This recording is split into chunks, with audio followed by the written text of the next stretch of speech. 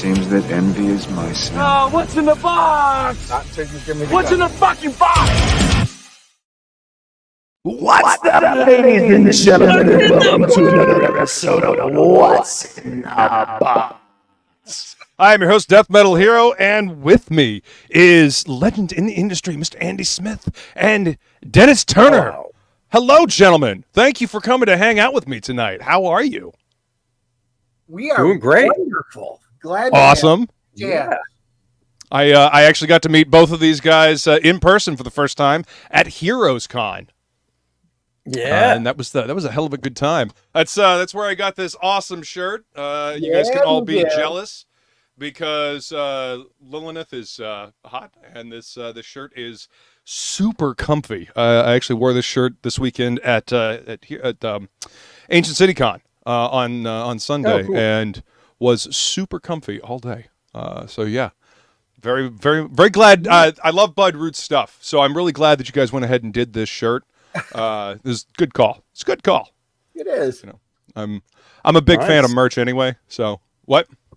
Cool. Yeah. I just got my my Jawbone Death stuff from Adam Lawson, and I got the Jawbone Death shirt. So Friday I wore Jawbone Death. On Saturday I wore my Lady Death shirt, and then Sunday Kor-Drath. So yeah, gotta represent. Oh, very cool. Yep. And yeah, Feline in the chat. She says, got the pictures to prove it. This is the lovely lady that was taking pictures with me at the convention. My partner in crime. Cool. Skull, Gotta beautiful. have that. Mm-hmm. I don't have a lovely lady to take pictures at the convention. I have Dennis, so you do what you can. You work with what you got. Exactly. Exactly. She says, hello, Andy and Dennis. And then we got Woodrow. Hello. What's going on, brother? Good to see you, sir. Thank you for coming to hang out with us.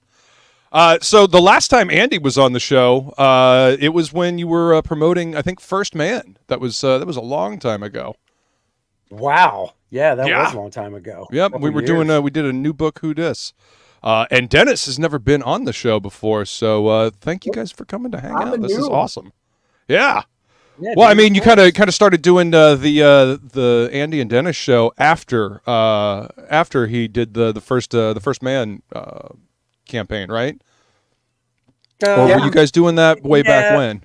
It was. I'm trying to think. I don't know. I'd have. Well, we've been doing the show for over 3 years. Yeah, but it started out as a podcast. So okay. It didn't morph into this. So we were learning the ropes of podcasting, and then I wonder, could we move our podcasting stuff that we're doing and move it into YouTube, and now we're learning Rumble, and it's ever evolving, but that would have been about the right time where we started podcasting for fun. Yeah, because we were doing podcasting stuff back during COVID, even before. Yeah, because I remember when we were doing just the audio podcast, we still did it from here, and he was coming over, and I remember during COVID we were like, all right, well, let's figure out how we can do it that way. And then I think it was during COVID we switched over, because obviously we don't have to be in the same place. Right.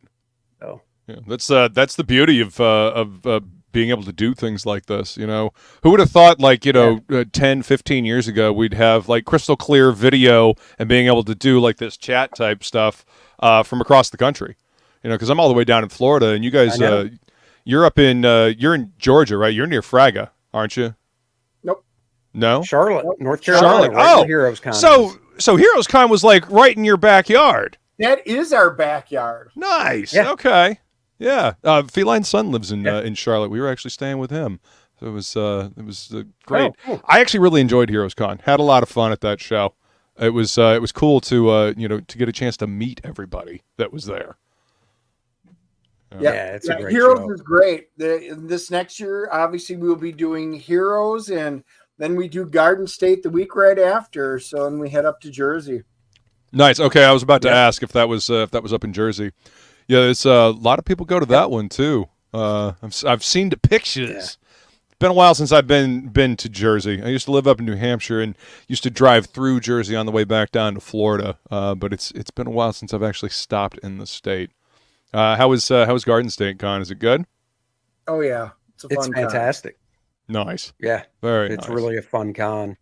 So, and really to have those two cons back to back every year, it is so much fun. I mean, literally, it is 2 weeks of pure fun. And I was just telling Andy, I said this next year it's rough. I'm going to be in New York City, and then New York City for Heroes Con, right? But right also, and then and then we go up to Jersey, and then I come back, and then I'm heading to Nashville. So like my entire month of June is completely hammered, and I'm like, oh my God. But it's going to be a blast. Oh yeah, absolutely. I really enjoy I enjoy road trips. Now do you guys fly to different conventions or do you drive? Drive. No, we drive up to Jersey. Yeah. I mean, it's just a bit of a hike. It is, but it's, to take the amount of stuff that we want to take, you got to drive. Like we're doing a show in Kentucky in November. Yeah. And the convention was going to fly me. And, I was like, well, I'd rather drive. A buddy of mine's coming with me, Dennis. Mm-hmm. And I said, I can bring more stuff. So instead of paying for airfare, how about just shoot me that for travel costs? And they're like, okay, whatever. Cool. So that's awesome that they were willing to do that. Where we're going, but that's fine. Yeah. I mean, that's a fairly quick little road trip. 6 hours in the car is not as bad as 12 or 14. So, yeah. Now, do you guys listen to music along the way? Do you listen to podcasts or do you listen to audiobooks? Yes. Well, not audiobooks. No, just music. Music. The funny thing is, even the longest drive we do is coming back from Jersey, because when we go up to Jersey, I'm from Maryland, so I stop at a buddy's place in Maryland, and we crash overnight Thursday. So we split it into two, but when we come back from Jersey, it's straight through. So that's like 10 hours. Oof. But honestly, we'll have music on, but we can pretty much just talk the whole time. So awesome. Well, that's good. Last year we had the big hiccup. We wound up doing a UE to go back because our buddy Frega Boom had gotten sidelined, and he called us up and he goes, dudes, I remember that. And he road tripped in the back seat. We were full. So, I mean, it was awesome. We had a great time. I felt bad for him, but man, it was an eventful trip. Yeah, but at least you were able to go pick him up and help a brother out. When Feline lives in South Carolina, and whenever I go visit her, I usually swing by Fraga's on my way back because he's kind of he's in between there and Florida, and it's always a good time hanging out with Fraga. He's always treated me like family every time I come visit him. Yeah. Him and the entire clan. It's always cool to see them. I miss them. Exactly. Man, I miss the old Couch Doodle days too. Do you guys remember that his old channel, Couch Doodles? Oh yeah. Yeah. Yep. It's good times. I remember the night it got struck. Anyway, so tell me where the story for Kor-Drath came from. Now I know, Dennis, you're all about tabletop RPG. Andy, are you also big time into the tabletop stuff? No, I was, I might have been if I wasn't just drawing all the time when I was in, middle school and high school and stuff, when that stuff became really, basically started. I was just so focused on in free time, just drawing and trying to get better because I want to draw comics for a living, that it was pretty much my singular focus. So I knew about it, but I never got into it. Feline says we'll have to all get together the next time we go visit B. That'd be awesome. Yeah. I'll pester you both the next time we're in Charlotte. That's right. Yeah. All right. So, Dennis, when did you start doing tabletop? Oh, dude, I've started back in early to mid 80s. Let's put it that way. Back when D&D was just plain Dungeons and Dragons. There was a basic box set, then an expert box set. Then they released AD&D at the same time. I went straight through 2nd edition, 3rd edition, 3.5, 4th, which I threw out. And then fourth, which I threw out. Oh, dude, it was so bad. I literally bought the stuff. We played it like twice. I'm like, this is crap. Threw it out. Literally, I don't own any of it. Yeah. And then 5 and now 5. Yeah, I'm kind of done with 5th edition now. So I am moving on to different areas in the role playing genre. Yeah. I'm currently part of a campaign with Woodrow. Actually, Woodrow is the DM for the campaign that I'm a part of with Shay and Cy over on Red Valkyrie. What system? We're playing D&D 5, but it's heavily homebrewed. So it's I don't know. It's built upon. Woodrow could explain it a lot better than I can. We use D&D Beyond for the character sheets, but it's heavily homebrewed. He's done a really good job putting together some fun shit for us. So it was funny. We were playing when it was 3rd edition, and there were so many things not right with it. So we started making our own version up with all home rules. 117-page book we had put together of our own rules. Shit. Wow. And we were calling it 375. And then Pathfinder came out, and they literally had 90% of everything we did was in Pathfinder. So we went, okay, we're taking our Forgotten Realms campaign, and we moved it right into Pathfinder. They did all the work for us because it was. Well, there you go. There. Well, but, that just proves you guys were on the same path there. Yep. Ooh. This is the new one that I'm going with, Shadow Dark. This is what I'm going to be moving forward. All of my gaming stuff will soon be switching over to this new. We'll call it, if you took ICRPG by Runehammer and 5th edition, smashed it together to get the best of the old school role playing with some of the ease of today's mechanics. Yeah, there it is. It just won at Gen Con, the Big 4 awards, and everybody was telling me they knew I was looking for a system. They were like, "What are you going to do?" That's it. That's fucking rad, man. It's awesome. Feline played D&D in the 80s as well, and she says D&D in the 80s was the best. It really was. The old school role playing stuff was the best. What can I say? But this Kor-Drath didn't start out as anything to do with D&D. Really? We were actually on the way to a show. We were traveling to one of the conventions, and Andy and I were talking, and he said, would you be interested in writing a new comic? Well, my next comic book. He goes, I want to do something different than First Man. And we brainstormed and kicked it around, and I was like, I don't know, what would we do? But, we knew our audience that tunes into the DNA show every week, and they were like, they've always been like, dude, fantasy, they're all these gamers. They love this stuff. So they were like, dude, fantasy. And we kicked it around, and Andy goes, well, what could we do in fantasy? And I said, well, Andy's awesome at what? Big, strong guys and awesome and hot chicks. Yeah. I'm like barbarians, right? Yeah. And that's kind of where this spawned from. That's awesome. Yeah, I mean, I knew I wanted to do so. I want to get back to that type of fantasy type stuff because I did it for a little bit with Red Sonja and Claw, and then Claw for DC. Yeah. So I had that nugget, and I knew that I wanted a barbarian and a hot chick in there somehow. So just ran with it from there, and Dennis really did a great job.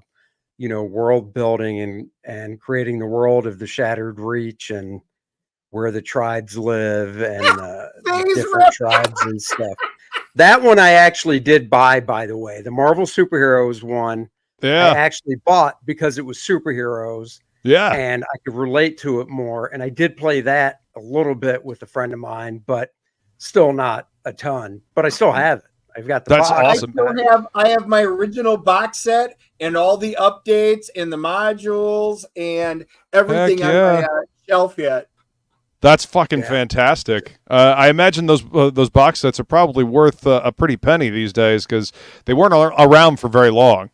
They were around for like what, a couple of years? What the hell? That was the bomb, the Ultimate Powers book. Yep.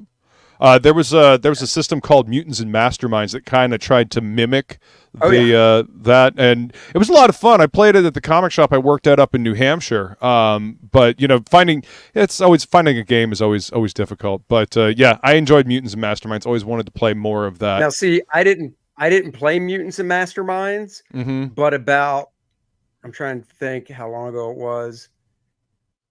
I'll go with, was I living here? I was living up here. So we'll go with 19 years ago, 19 years ago. I did artwork for one of their modules of. Oh, cool.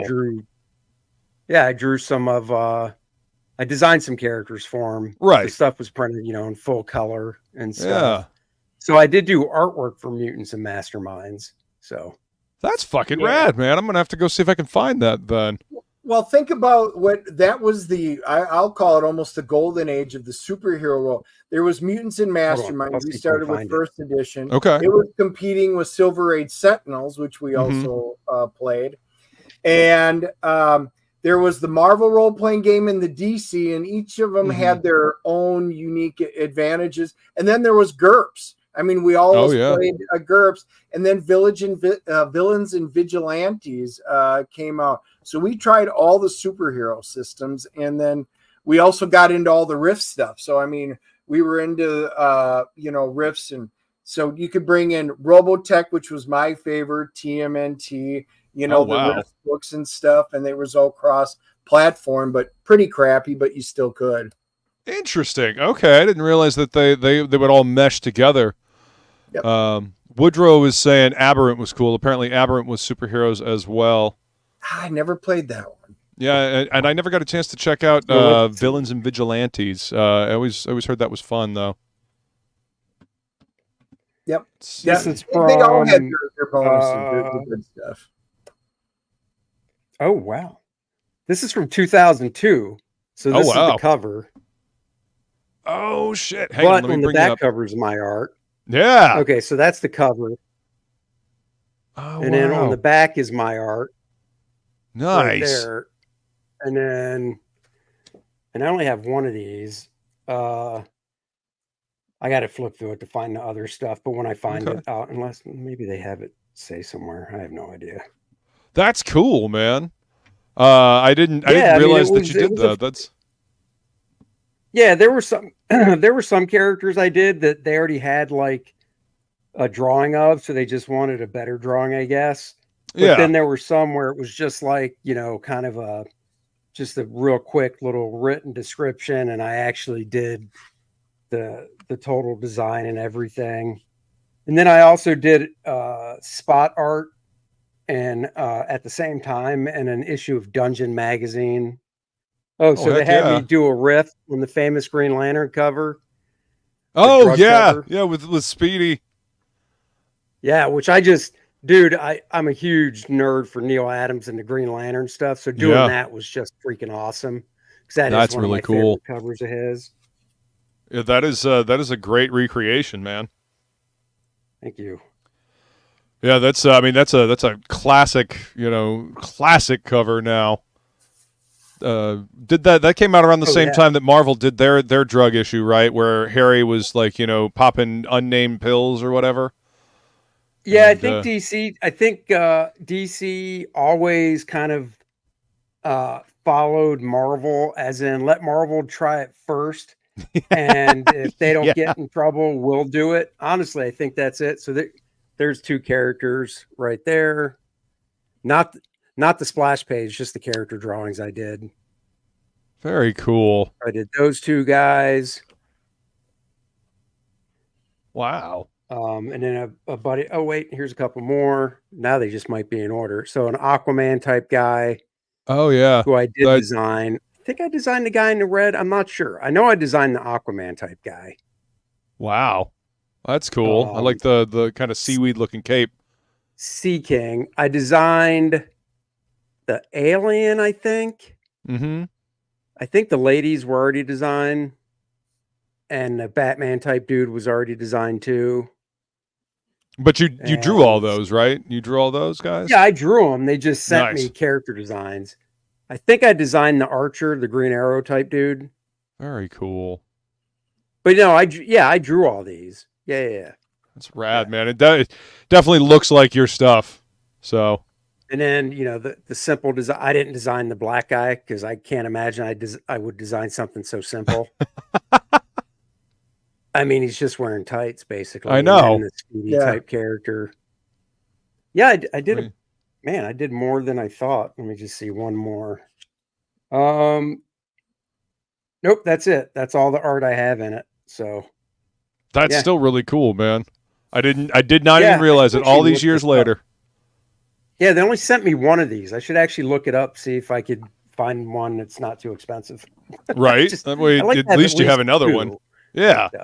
Keep them in the collection. Funny. I don't have any of my mutants and masterminds. Well, I got rid of all my Silver-Eyed Sentinels, my mutants and masterminds. I ditched all my D6 Star Wars, the West End stuff. And, I just top, Boot Hill, Top Secret. I played all of that stuff. And wow. Just don't have room for it all. Yeah. I never had. If you really want this source book, annual, Dennis, for the low cost of $50 signed, I'll sell it to you. Of course you will. Wheeling and dealing here on what's in the box. Let's go. Mm-hmm. I never had the books. I always had to borrow somebody else's. Yeah. Oh, you didn't even get the core book? Nope, didn't have the core book. We oddly enough we didn't sell it in the comic shop I was working at. They kept saying they were going to order it for me, and then they never did. So I never got a chance to. I did make custom HeroClix figures because HeroClix were a big deal back then, and I was making custom figures for people, and they would give me their character design, and then I would turn it I'd find pieces because we sold HeroClix and we always had a bin of busted parts. Because you put them in a little box and the arms will break off or the little tentacles or whatever. Yep. So I would take those bits and pieces and I would cobble together characters and paint them up for people, and that way everybody had their own specific character at the table. They were less likely to do something stupid with their character too because they didn't want to have to pay me to make another character for them. I like that idea. Yeah, I was an envoy for WizKids. So I used to run all the tournaments and stuff. Oh wow! When they came to town, yeah. And I was we went down to Gen Con, and I was with WizKids when we launched all the BattleTech stuff. When they launched all the mechs and stuff. Oh yeah! I was down there demoing it when they rolled it out. It was a great time. Those were cool figures, man. Those were super detailed. Yeah. Yeah. All right. So I'm going to go ahead and flip my camera, and we'll show the people, what they showed up for. Got my Kor-Drath. I can't believe you kept it boxed up this entire time. I know, dude. Seriously, the thing's been out for so long. I would never have been able to do that.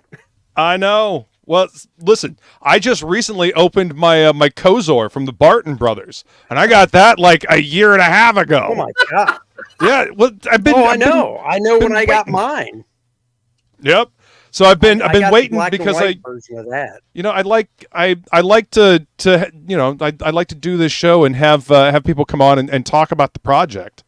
For the exact reason, why I had you guys tell me about the origin of the project. I love, talking to creative people. I love hearing about how things came to be and, what it took to get things printed up, because, and that's part of the reason why I started this show back in the day, because, crowdfunding, sometimes people are a little trepidatious about getting the book, spending money on something because back when this thing first started, people were like, "Yeah, am I actually going to get this thing and whatnot?" And I wanted people to see, "Hey, look, I spent my money on this. You can see that these guys fulfilled. Then you can see the quality of the merch that they're putting out, and you can feel good about jumping in on the next campaign."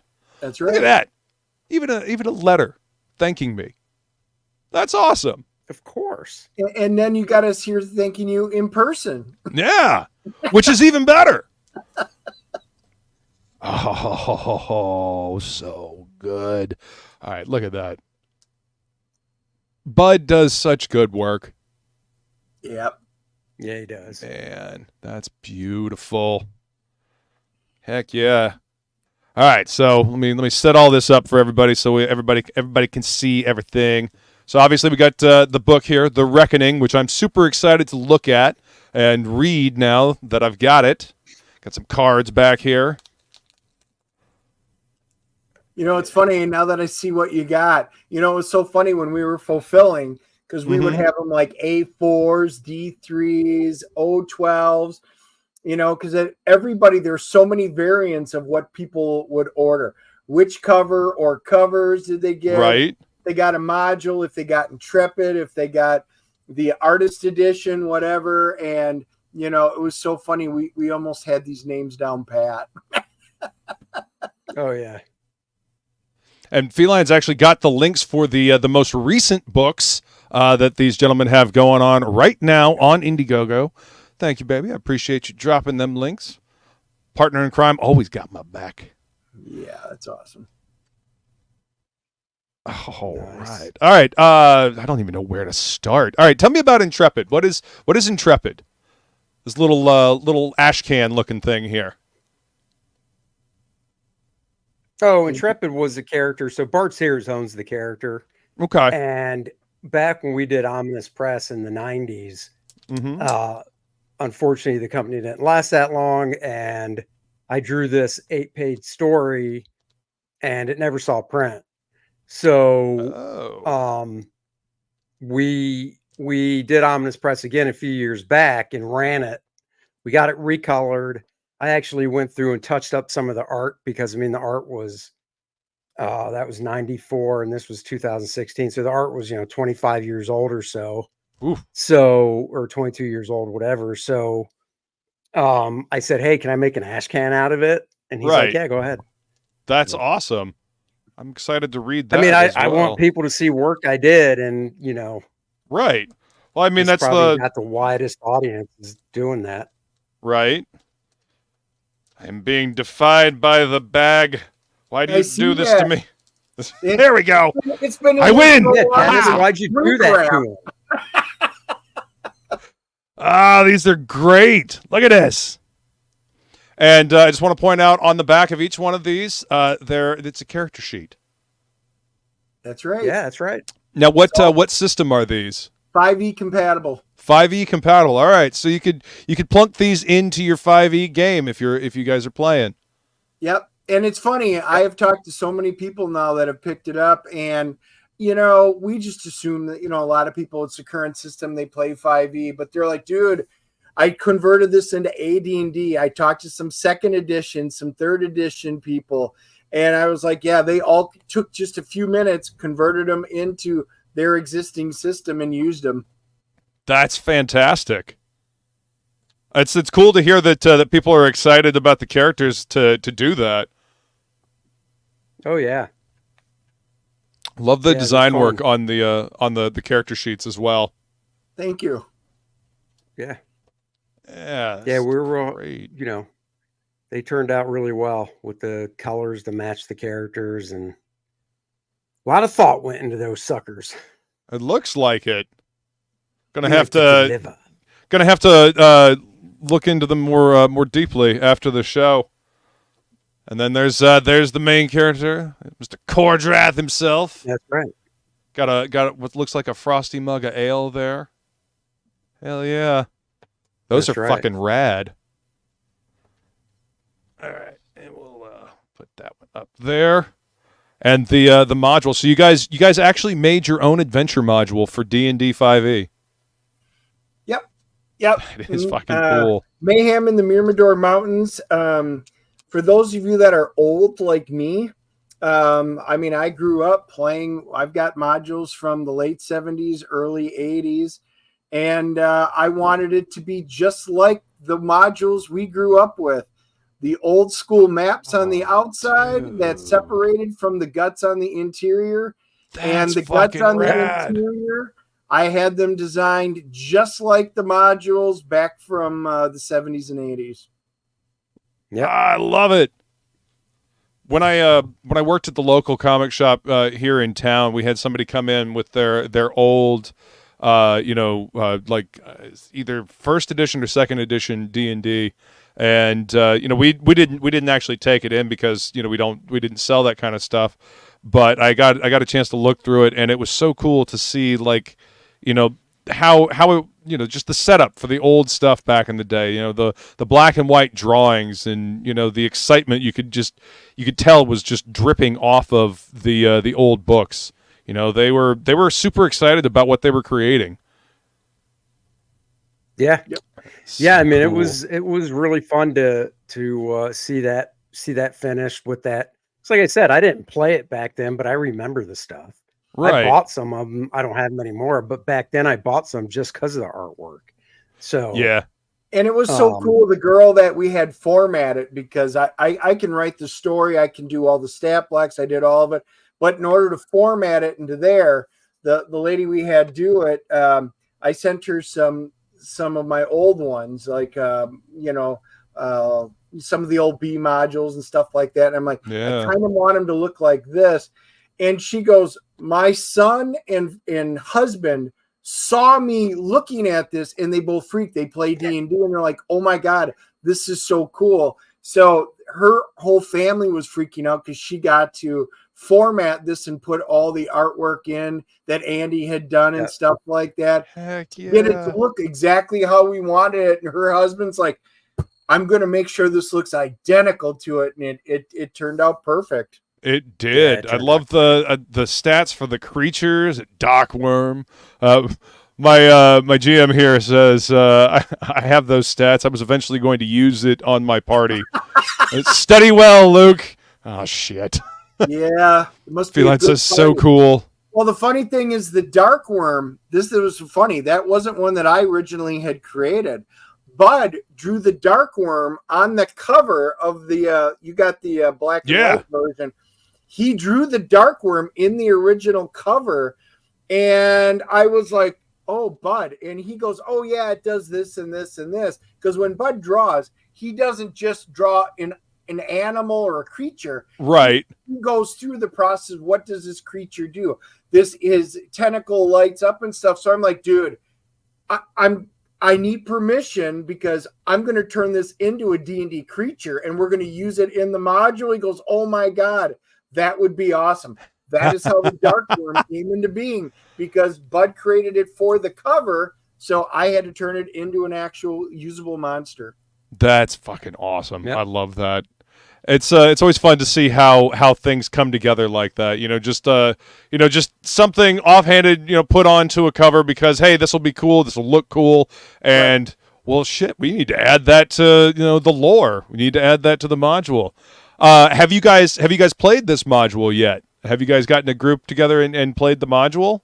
Not in person. I played it multiple times because we test played it, and we keep saying we need time, but we're going to bring Andy over one of these days and sit down and get him to role play and see if he can handle rolling these dice. You I should can do it. I want to. I mean, people ask us to do it, on a StreamYard like this with other people. Yeah. And it's not my area of expertise, so I don't know how well that would work, but I mean, it's a little different than doing it in person, but it is fun. It is fun to role play online and to roll the dice. Stay away from digital dice; they are evil. Yeah, they are. They always fuck me over. Always. Real dice for life. But you should absolutely do a even if it's just like a pre-recorded thing, like you record it and then you put it up as a premiere later. I think people would absolutely get a kick out of that. The new module, Demise and Dracomort, that I've got for the next project. Yeah. I just sent it out for test playing for a few different groups. So hopefully in the next few weeks, month, I'm going to get all the feedback done from playing, and so we're on the journey for the next one. And you'll notice for those of you that are old, that Kor-Drath module is red. It's the original red from the red box set. The next one, Demise and Dracomord, is blue from the Expert set. So I've got a theme going here.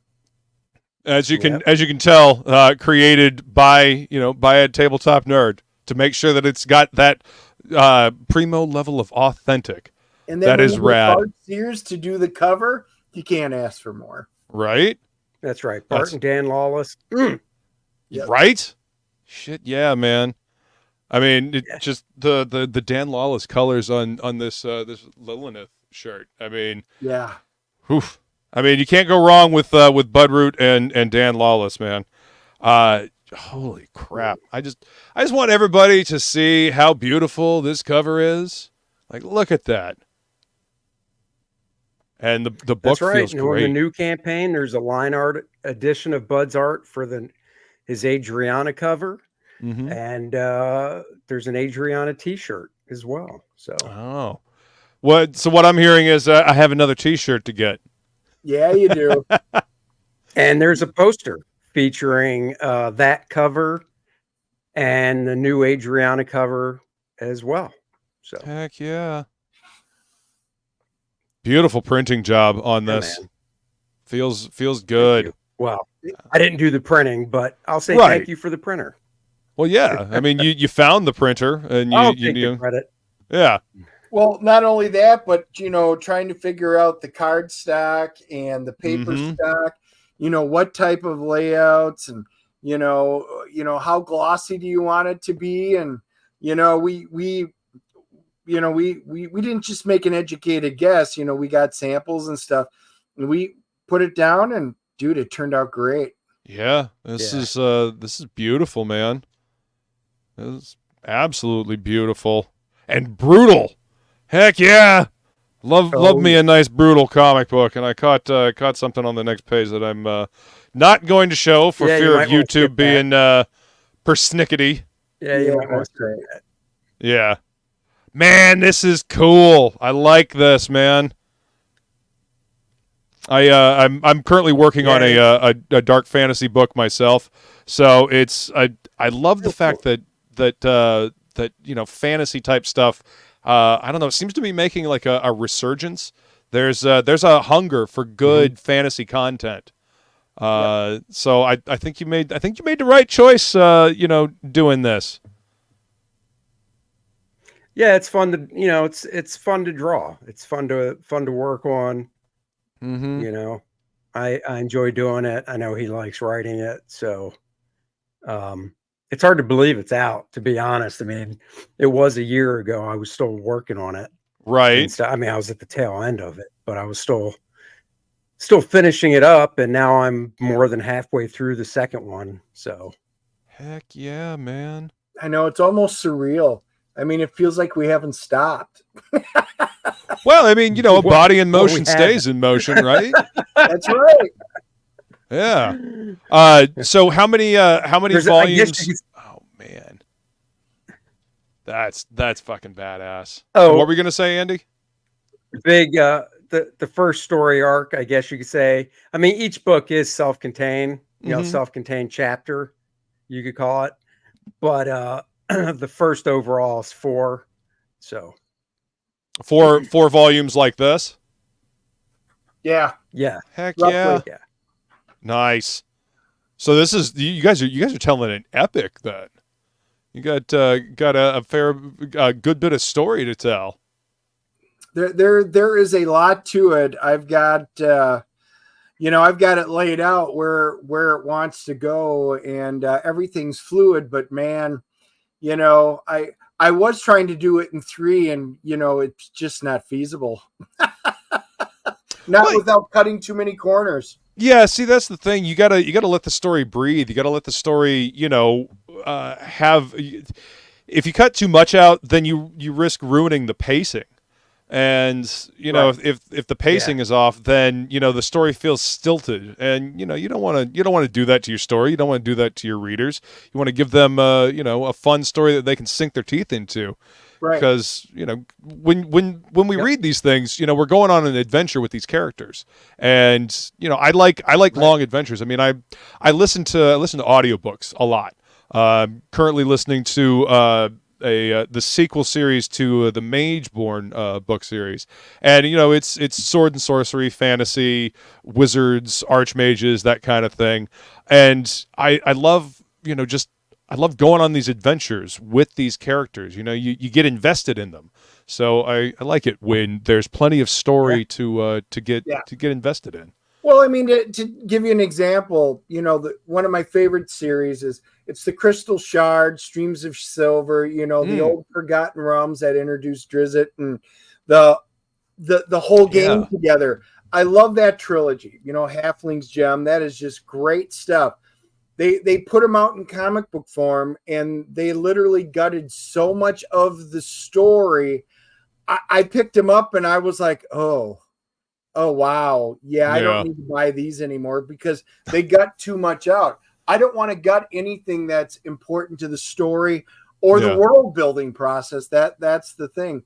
So it's not a quick read, so I talked to a number of people, and some of them kind of said it's got a lot of verbiage to it, like Chris Claremont and in the X-Men. And right. I'll take that as a bit of a compliment because I love the X-Men and Chris Claremont. So I mean, seriously, he was on that book for how many years, and how many classic storylines came out of his run? Yeah, I can never hope to ever come close to that ability, but I want to make sure that everything comes through, that the story says it without cutting out too much. So that's. And it's a learning process. Everything we did from volume 1, we get feedback and we make adjustments as we move into the next project.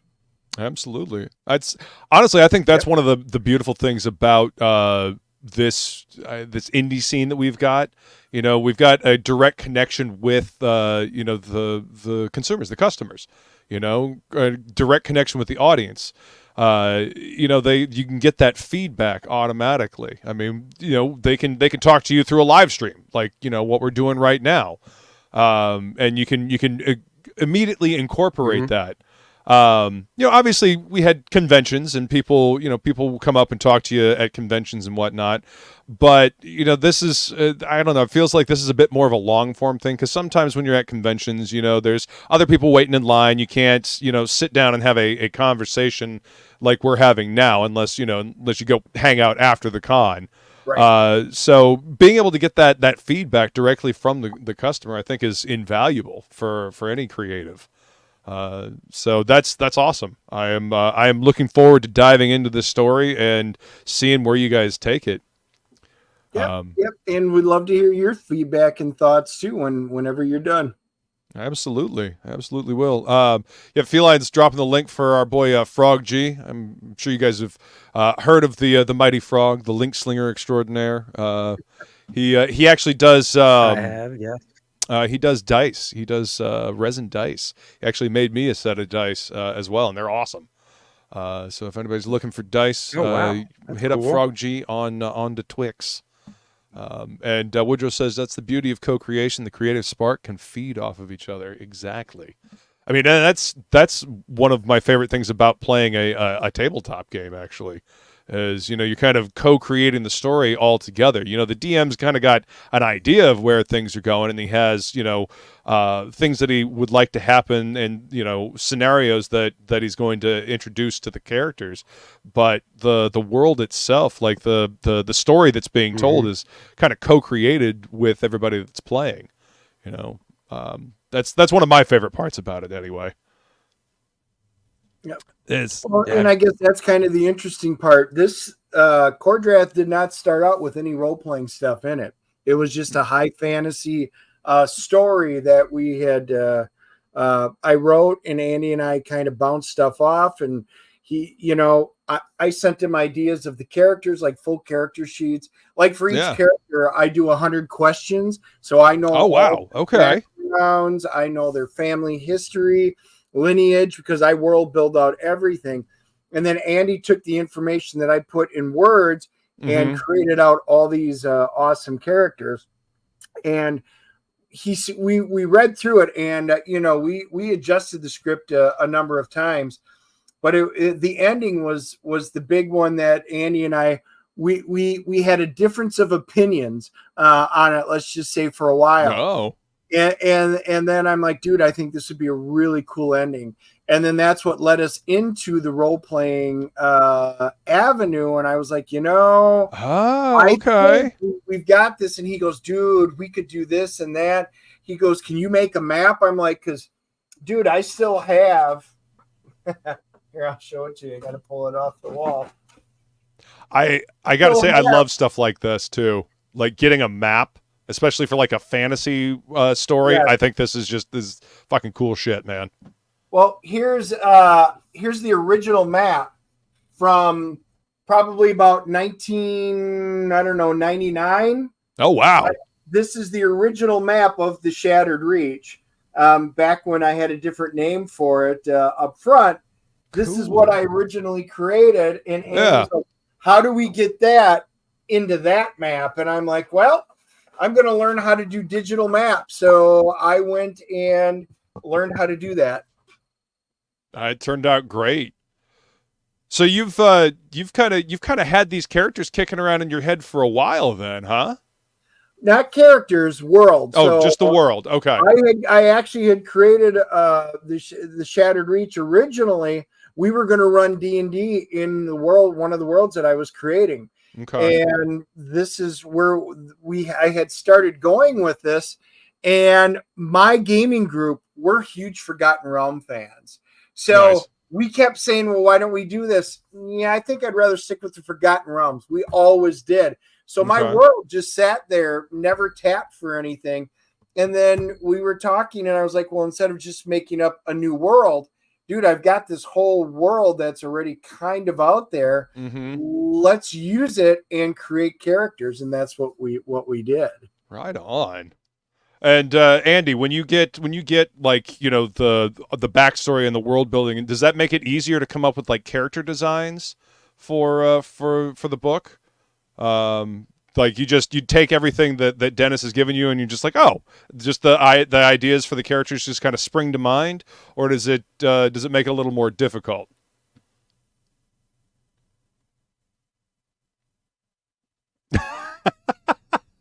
What was that? When like all the background stuff. Okay, I gotta ask. So you're breaking up a little bit on my end. Is it breaking up for Dennis? Dennis, is he breaking up or is it just my end? Just your end. Well, ask the chat if anybody's hearing any problems, but you both sound fine on my end. Yeah, you both sound fine to me too. Yeah, that's weird. My internet shows fine. Interesting. That's weird. I don't know. So you broke up for like that question, so I didn't really catch any of it. Okay. All right. What I was asking is breaking up. Is it still happening?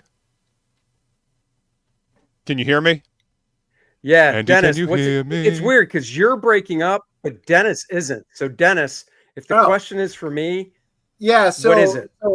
Because you're not breaking up, Dennis. When you had gotten, when I'd sent you over like the character questions and all the stuff, he wants to know how easy was it to take what I wrote on there and then just pop out these awesome characters. Yeah. Thank you, Dennis. You're welcome. Oh,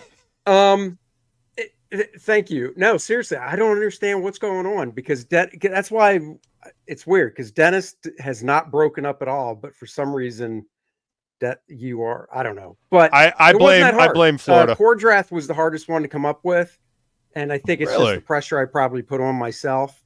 Yeah. But you know, I worked up a couple different ideas and showed them to Dennis, and we went back and forth and kind of said, that's cool from that one, that's cool from that one, to come up with the final. And then LIIIIVVVEEE, Adryana, and Necronite were pretty much just the first designs I did. And he dug them, and I was like, cool. And I think Vordoom, who's the playable character card for this new campaign that everybody's going to get, same thing. I think I just drew him out and went with it, you know, showed it to him. And he was like, dude, that's cool. So I think Kor-Drath was the hardest one, but once again, he's the main guy. Right. So I probably put a little too much stress on myself Whereas when I did the other characters, I knew obviously they were important, but I don't know. It's all a mental thing. Right. Sometimes I can work myself up for no reason. And I think part of that was the axe, because first thing I asked Andy, would you rather have a barbarian with an axe or a sword? And he goes, dude, I think I'd rather have an axe. It'd be way more cool. All right. Well, this axe has to do A, B, C, D. I put it down there. So I'm like, you got to be able to incorporate that. And he goes, okay. So, I mean, that's a part of it, what's going to happen down the road? What do you have in vision? And then Andy came up with this cool looking axe that fit perfectly in with the story. And yeah, it all works. That's fucking cool. I love hearing about like character creations, especially when it comes to like the design work, because the design has to fit in with the story. This is a unique axe design, so that's part of what made me want to ask that question is how the stuff that you said influenced the design and vice versa. That's fucking cool. I love it. That's really cool. Thank you. Absolutely. Yeah, Nate's asking. Yeah, I mean, I want to just. Yeah, the whole So I'll put it. Yes, there are more languages that are in there, and Reni's a little different because she like writes out whole alphabets and she does all of this stuff. She's very cool at what she does. I've got a different type of a formula, but. There is a completely, for example, I'll just kind of try and show you. It'll be easier. The Necronite speaks infernal tongue, and there's an infernal tongue, and then you can see we translate it just like the good old Marvel comics. Yeah, I love it. So there's an infernal tongue in there, and then there is old school magic. There's one with old school magic, and there we go. Oh, okay, nice. Yeah, and again, it'll sit there and it'll tell you what it is on the different pages. But when they speak in magic, it is a different language. Mm-hmm. I try not to do too much of it because I don't want this to be a movie that you have to read all the captions. Right. But and important stuff when they're talking in infernal tongue or old magic and stuff, it is a different language. So yes, I do have that, and it gets translated. I love the fact that you guys have the translated from I've been reading comics since I was like 3. My dad got me into them, so that to me that is just like that's integral to comics. Like if you're gonna do another language in comics, you need to have that in there. I mean, it's just right. It's part and parcel with it. It makes it work. And Feline says that's fire. I think she was talking about this when I was holding up Adryana here.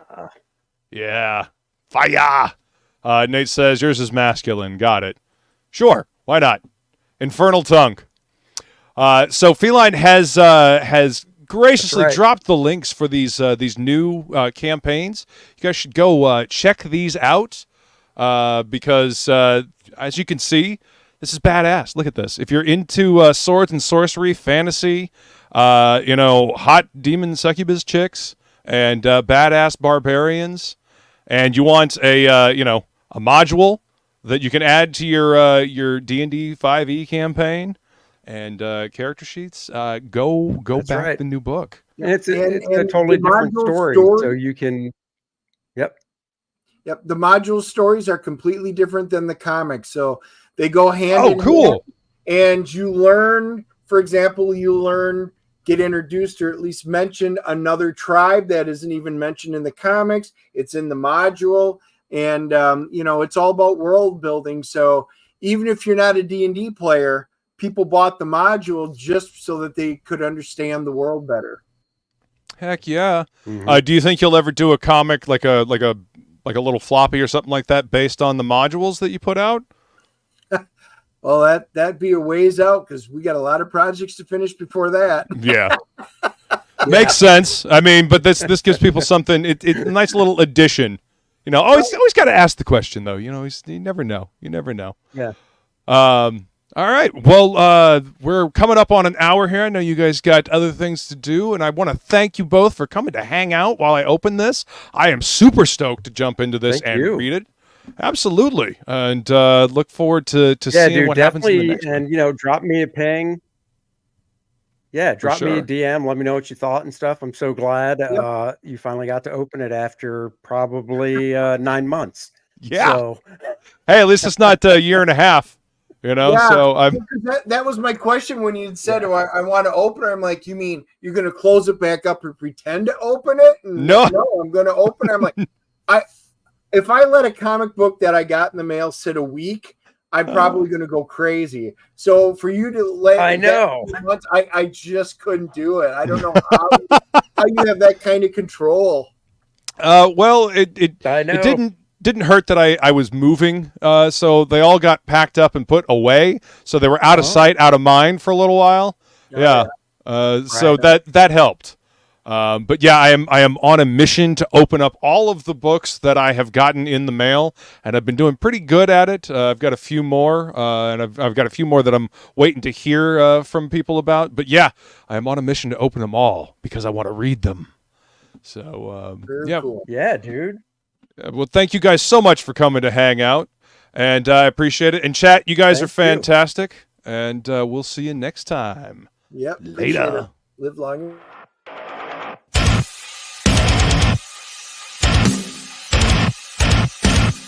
Seems that envy is my sin. Oh, what's in the box? What's in the fucking box?